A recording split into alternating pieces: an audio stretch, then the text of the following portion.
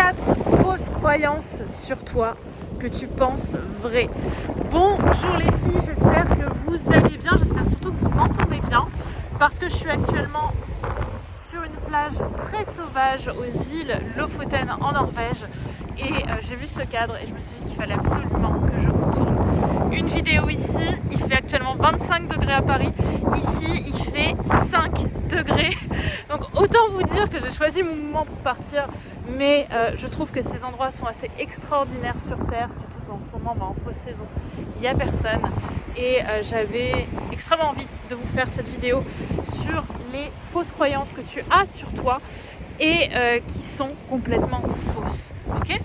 Et beaucoup d'entre elles vont concerner l'ambition que tu as pour ta vie, l'ambition que tu as pour ton avenir personnel, professionnel. Je t'invite à prendre un cahier et à prendre un stylo parce que le contenu que je te donne là, normalement je le donne en coaching, je le donne en accompagnement, donc c'est important que ce genre de pépites, tu les gardes et surtout que tu les assimiles au maximum.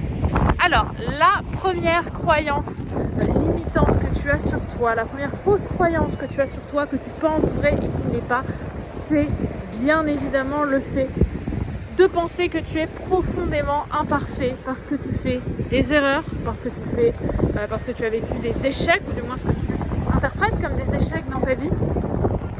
Toutes ces choses-là, aujourd'hui, te font avoir la croyance limitante et souvent inconsciente, on va pas se mentir, que tu es profondément imparfaite et que tu ne peux du coup aujourd'hui être légitime à exister ou à exercer une activité, un projet ou autre, parce que dans tous les cas, les personnes qui réussissent, elles, sont parfaites, elles ont le potentiel, elles sont capables, et toi, quoi que tu fasses, quoi que tu sois dans ta vie, tu ne seras pas capable. Est-ce que déjà ça te parle? Est-ce que ça t'inspire? Évidemment, je vais plus loin en coaching, mais je vais déjà te donner quelques bases. C'est-à-dire qu'aujourd'hui, tu as la capacité d'imaginer, et en fait c'est ça la croyance derrière, que la perfection c'est autre chose que toi. Et en fait on associe à la perfection, à cause des médias et de plein d'autres biais, on associe la perfection à la capacité à ne pas faire d'erreur, mais même je vais aller plus loin, à quelque chose qui est finalement assez onirique. C'est-à-dire qu'on n'imagine pas que la perfection en fait puisse être imparfaite en elle-même, en substance. Parce que la perfection en elle-même n'existe pas. Donc aujourd'hui, tu te sens potentiellement probablement imparfaite et c'est pour ça que tu vas procrastiner sur tes projets. C'est pour ça que tu vas refuser de faire un saut supplémentaire dans ta vie professionnelle ou personnelle. C'est pour ça que tu ne vas pas sortir de ta zone de confort. Parce que tu dis dans tous les cas je vais foirer et je ne vais pas réussir. Donc ma question pour toi c'est quoi la perfection? C'est quoi cette femme qui réussit qui n'est pas toi? Interroge-toi et tu verras qu'au final la plupart du temps cette femme-là elle n'est pas réaliste. Ok? Cette personne que tu imagines, cette perfection en fait que tu imagines en substance elle est onirique. Elle n'existe pas puisque c'est une image, c'est une croyance que tu as créée qui sort en fait de l'humain. Donc première chose, c'est de se rappeler qu'en fait tu es déjà profondément parfaite. Avec les erreurs, avec les échecs, la perfection se construit sur le présent. D'accord? Cette image fausse de la perfection, elle se construit sur le présent. Ce n'est pas quelque chose qui se construit dans le futur ou dans l'image ou dans la projection. C'est ça qui empêche souvent aussi de réussir, c'est cette projection. Toi, dans le présent, tu es déjà profondément parfaite et profondément apte à réussir. Ok? Ça, c'est le premier point que je voulais voir avec toi. Le deuxième point, c'est d'imaginer que qui est très lié au premier d'ailleurs, d'imaginer que tes échecs passés t'ont éloigné de la réussite ou de ton objectif. En fait, cette croyance est profondément fausse et je vais vous expliquer pourquoi. Parce que aujourd'hui, dans la société dans laquelle on vit, on a besoin de regarder vers le haut, ok? Et c'est pour ça qu'on est constamment pris à partie par les médias, parce que tout est fait pour nous laisser regarder et pour qu'on reste sur ce qui en fait n'est pas atteignable pour nous, ok? Donc on va toujours nous montrer la réussite, on va jamais nous montrer l'échec dans les médias. Quand tu vois un acteur connu ou une personne connue, on met toujours sa réussite en avant. Et on le voit très bien sur les réseaux sociaux aussi. Tout est fait pour augmenter le statut social des autres et pour finalement baisser le tien. Et pourquoi? De façon à ce que tu regardes vers le haut, c'est un instinct humain, hein. C'est le besoin de regarder vers le haut. Donc qu'est-ce qui va se passer à partir de là? À partir de là, ce qui va se passer et ce qui va se développer, c'est que tu vas penser que la réussite est simple, qu'elle est innée. Et en fait, ce que te montrent jamais les médias ou ce que te montre jamais la vie, c'est le chemin qu'a demandé la réussite des personnes qui ont réussi. Et toute réussite demande de surmonter des échecs, de surmonter des obstacles. Ok? Et donc, aujourd'hui, c'est ça que j'ai envie de te partager. Pardon, regardez comme c'est beau. Ce que j'ai envie de te partager, c'est cette idée-là. Surmonte tes obstacles.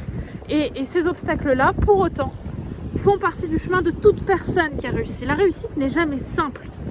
Même si on essaie de te faire croire qu'elle l'est, parce que les gens ont besoin de modèles, parce que les gens ont besoin de s'inspirer, comme j'ai dit, de regarder vers le haut. Mais toutes les personnes qui sont autour de toi ont eu des difficultés. Toutes les personnes qui ont réussi ont eu des difficultés.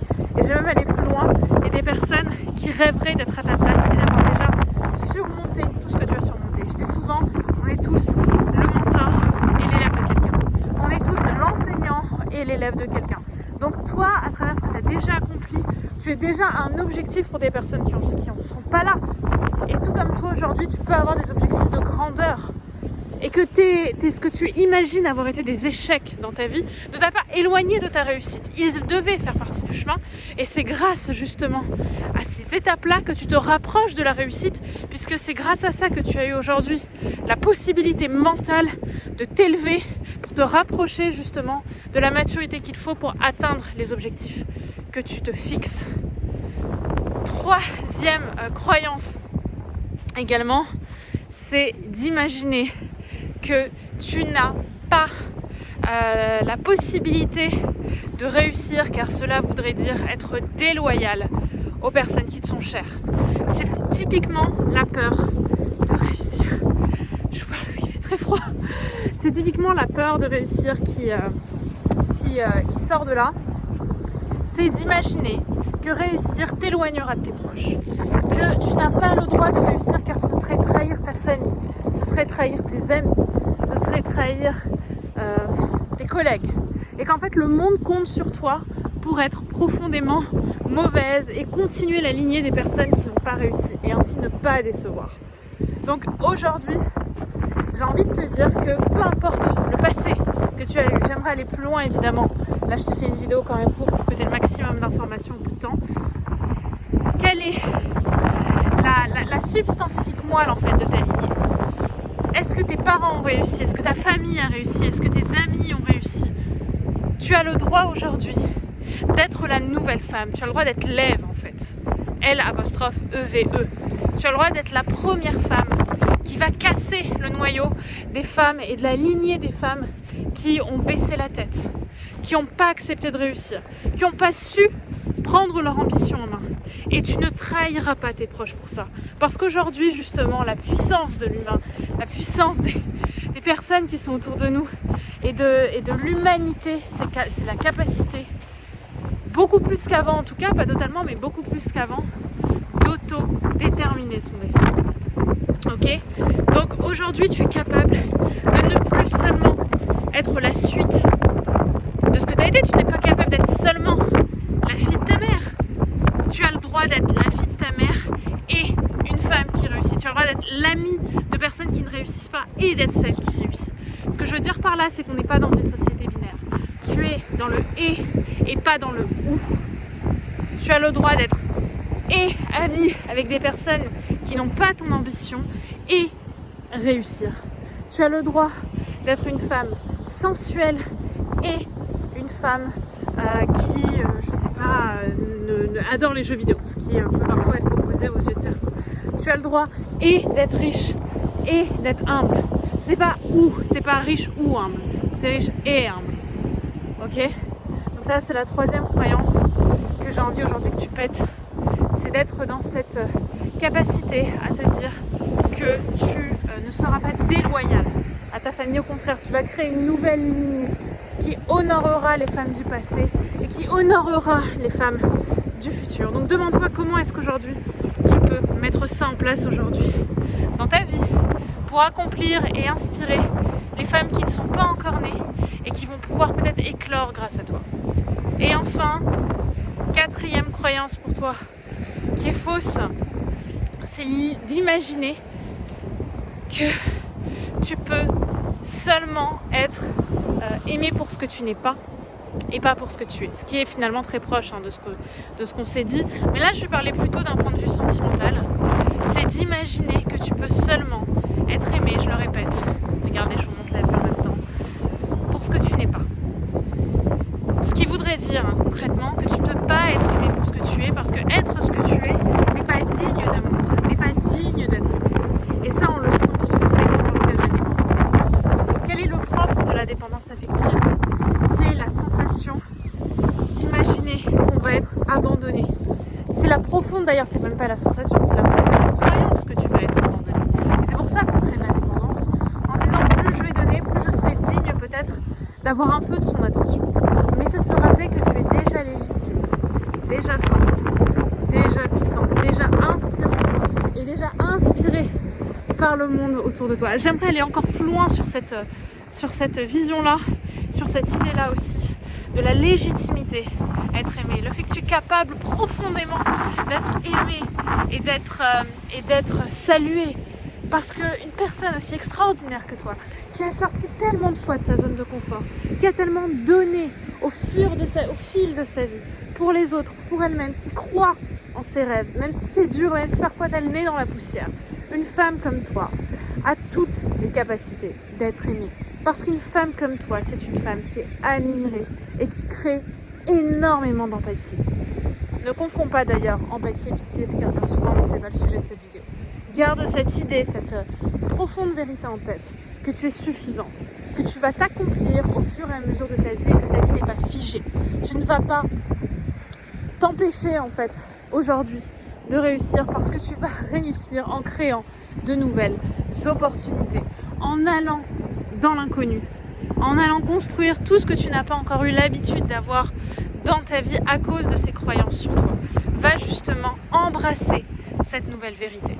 Va embrasser ta capacité à être différente de ce que tu crois aujourd'hui. Va vérifier tes torts et tu verras combien, et je te le répète du fond de mon cœur, combien non seulement tu vas réaliser que tu es assez, que tu es fabuleuse, que tu es inspirante, que tu es extraordinaire, que tu es une femme d'exception, mais en plus de ça, tu vas réaliser que ces croyances sont le fruit de ton imagination et que finalement la seule façon de réaliser un destin complètement différent, c'est de ne pas savoir ce que tu n'es pas capable de faire et de partir du principe que tu es capable de tout être et de tout faire.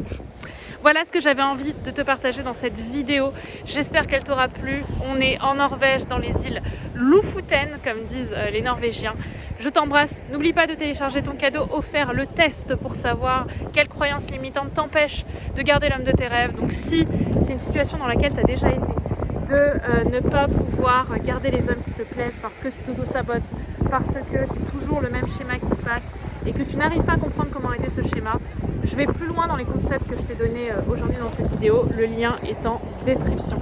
Je t'embrasse de Norvège, prends soin de toi et la discussion continue par ton mental.